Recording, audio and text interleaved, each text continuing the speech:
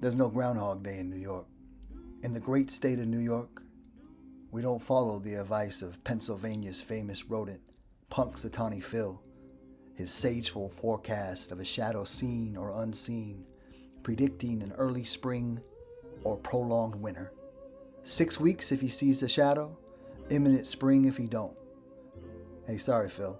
This service is not needed from an out-of-state groundhog, and a groundhog is just a woodchuck. And what good is a woodchuck? In the Empire State, we have our own rodent oracle. We have the Rattus norvegicus, not the Mormotomonax. Same rodent family, but a very different lineage. The Rattus norvegicus, the Norwegian rat, aka the brown rat, aka the New York City rat. Our soothsayer of the coming spring in the city so nice they named it twice is NYC Nikki.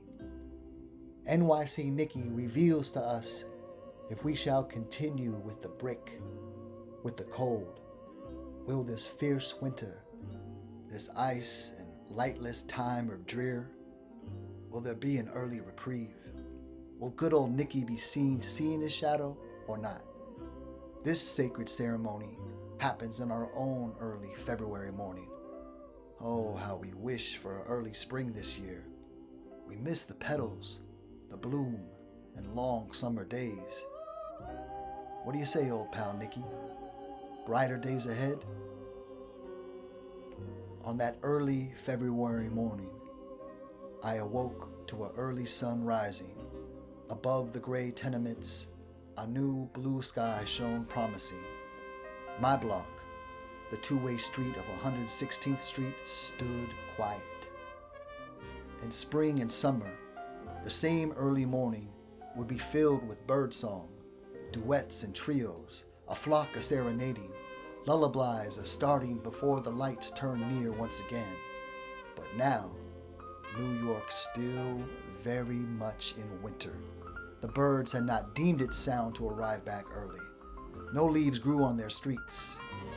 Most of the snow had melted, but 116 was guarded by snowpack sentinels. Individual ice packs stretched out across the entirety of the street, like a modern art installation of a replica of an ancient glacier. These monolithic ice packs kept in the identity of our neighborhood. Meshed within this ice was our dirt, piss, dog shit, candy wrappers, needles, bodega bags, discarded wigs and plastic toys, and singular gloves, filthy off-white relics packed by our building supers and city snowplows from our previous winter storms. So many this season.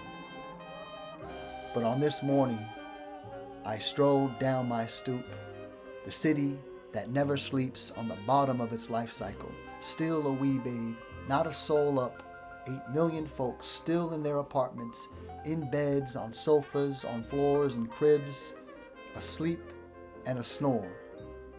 The morning air was almost balmy. It might have even made me feel as if I was overdressed this day. After all, what a winter. After 2 years of mild, pleasant winters, the 5 boroughs of New York as a whole had forgotten what a real winter looked like. Our previous 2 winter weather patterns seemed more like the likes of a Winston-Salem, or even worse, depending on which side you're on, the Belle of the South, Atlanta. But this winter, a freeze all along, hanging above and below, winter storm after winter snow, relentless, paying back for years it owed. The snow it came, these faces we made, these faces we all have made, and the biting wind, a cruel lashing as we make our way to our subways below, finally thawed after 3 to 4 stops towards Midtown. The only benefit of this sub-zero curtain crashing around us this winter season has been the relative absence of the Norwegian rat, the brown rat, the New York rat, a staple of our fair city, synonymous with the glizzy, the Yankees, the Empire State, iconic. The true king of New York, the rat, had reached its apex of power during the years of COVID, growing even after La Covidia, supported by these fair winners and an impotent sanitation department, culminating in a city-wide uproar, a cry, a yell. Who runs this city? The citizens or its rats? A scandal-filled mayor's administration had heard, heeded. Who cares about a bribery scandal when you could conquer the great brown rat? The beast had clearly owned the New York City streets, scaring women and children everywhere, even our brave men in every street and avenue, every borough between each mighty bridge. A night would not pass where the rat would not assert its dominance on us, darting between our legs, brushing our feet, 12+ inches of body and tail, clunky and wide, yet fast, playing chicken with the public on New York City sidewalks.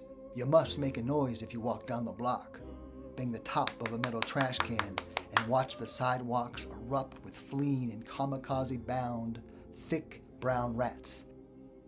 Again, we cry.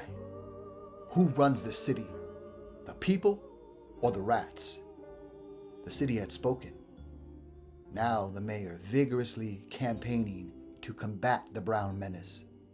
This reactionary administration, while cutting basic human needs, whole departments slashed, $4 billion cut, dollars that actually meant needs, services, jobs, 4 billion parts of people's lives, 4 billion cuts, but not a cut in the NYC Rat Task Force.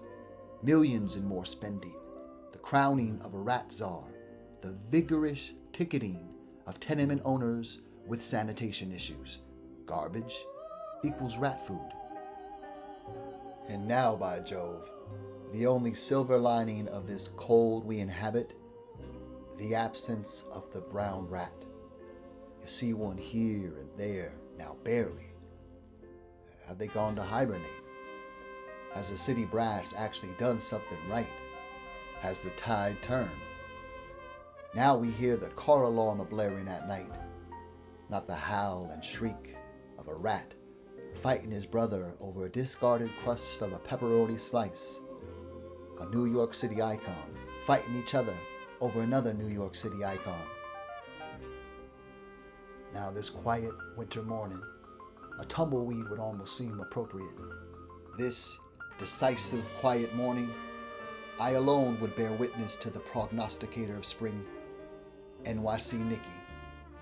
Stepping off the stoop onto the hard concrete upon my feet, meeting the broad thoroughfare of 116th Street, I moved towards 8th Ave, or Frederick Douglass if you like, armed with my gym bag, to the train to go train the winter blues away.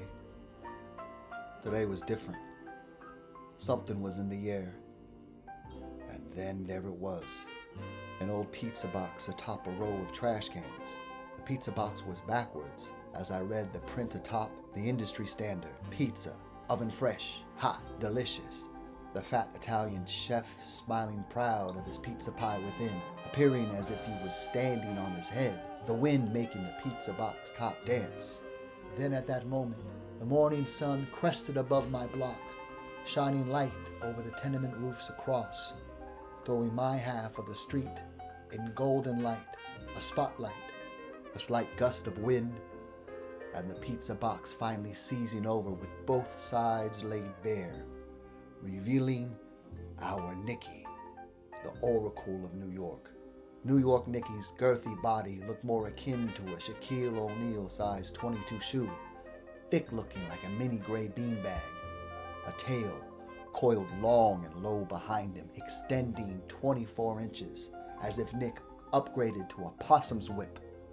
His face, long and narrow, eyes so big you could see his pupils bulging, extended broom-length whiskers, nostrils sniffing and snorting, fangs chewing the last of his pep slice, gulping, fed, and closing his eyes in satisfaction and anticipation of his civic duty. Will he see his shadow or not? If he sees his shadow, then 6 more weeks of winter. If he doesn't see his shadow, then spring come early. So I stopped in my tracks with almost a whiplash, knowing the moment, terrified but committed to witness the event. Nicky then opened his eyes as the sun kept rising in the sky above, no longer keeping the street in darkness, extending long shadows leaning west. And I was west of Nicky, his long and huge shadow extending and reaching me, leaning to me, the shadow of his long tail touching my face. We stared at each other. Does he see his shadow touching me? He must.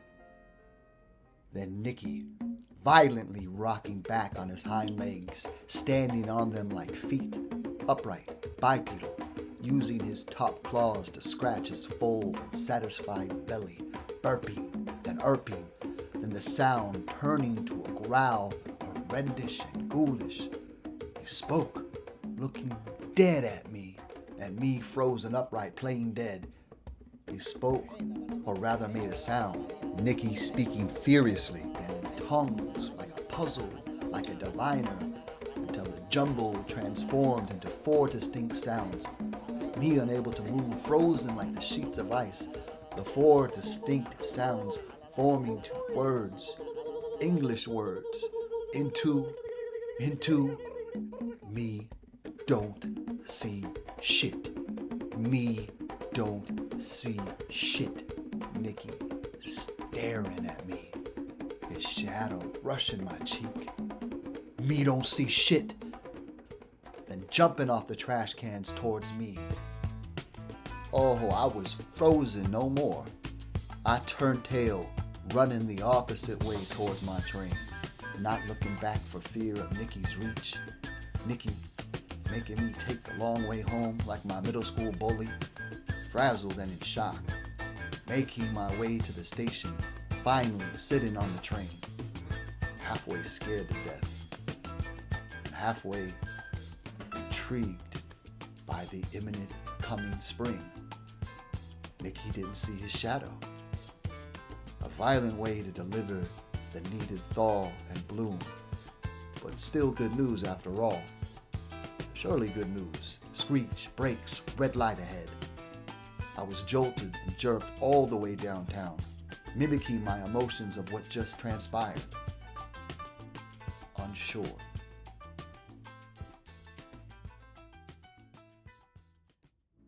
Spring has indeed sprung forth, but with this spring, it has brought a new and dominating force, and one could say worse than a blizzard-covered January. The rats have returned this spring, like the birds bouncing back from their southern sojourn. The rats own the city again, and more totally. No one dares wear flip-flops or chanclas. The city pounds have been emptied of their felines for protection, and everyone begins to flee the streets when the streetlights come on. For when darkness descends, it has become known that the rats own the night. The city that never sleeps, never steps outside after dark, unless they wish for a rat version of the purge.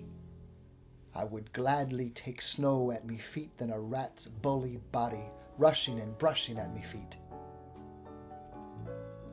Every Monday morning, ritually, I leave a tribute to New York Nicky, his friends, his family. I leave them an XL pepperoni pie, an offering.